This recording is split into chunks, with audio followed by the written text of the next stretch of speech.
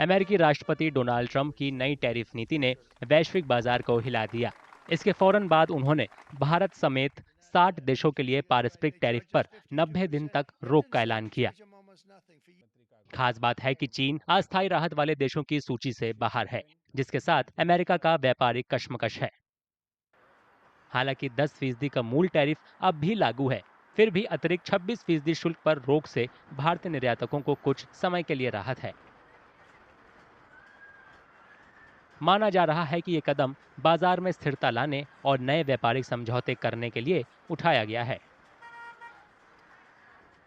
We have seen that President Trump, only day before yesterday, has agreed to put 90 days pause on many countries except China in order to discuss or negotiate, as he says that every country is rushing to talk to him.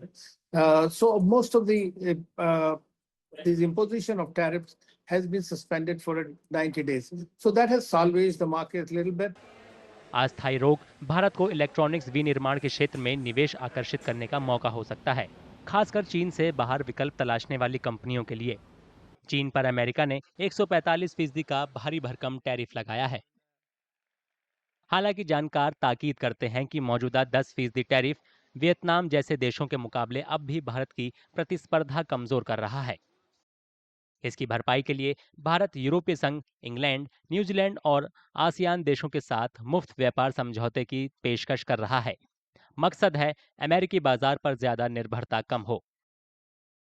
व्यापार के जानकारों का कहना है कि 3 अप्रैल को अमेरिकी राष्ट्रपति ट्रंप के भारी भरकम टैरिफ लगाने के बाद इन देशों के साथ मजबूत आर्थिक समझौते जरूरी हैं।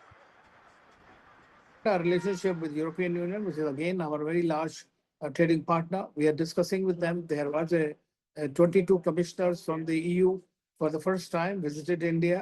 They have agreed to expedite the bilateral free trade agreement with them. We are also finalizing with ASEAN countries.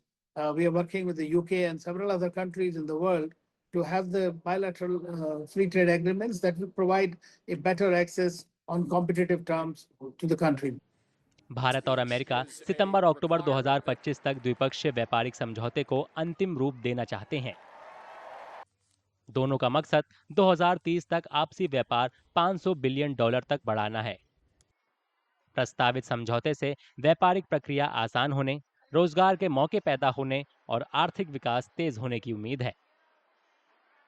हालांकि जानकार ताकीद करते हैं कि राष्ट्रपति ट्रंप के कूटनीतिक लेन देन नजरिए को देखते हुए भारत को चौकस रहना चाहिए, ताकि समझौता संतुलित और पारस्परिक फायदे का हो।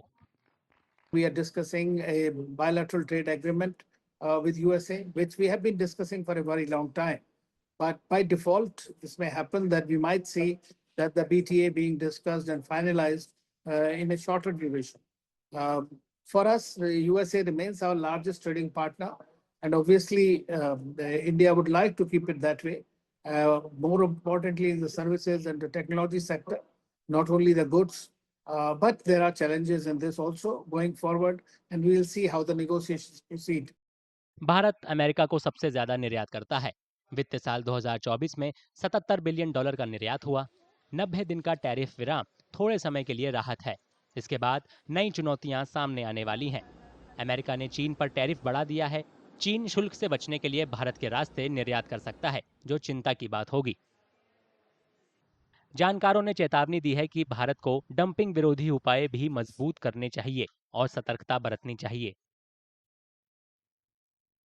ये कदम भारत के लिए अच्छा मौका भी साबित हो सकता है, निर्यात स्थिर करने, व्यापारिक सौदे बढ़ाने और भरोसेमंद वैश्विक व्यापारिक भागीदार के रूप में अपनी छवि मजबूत करने की दिशा में।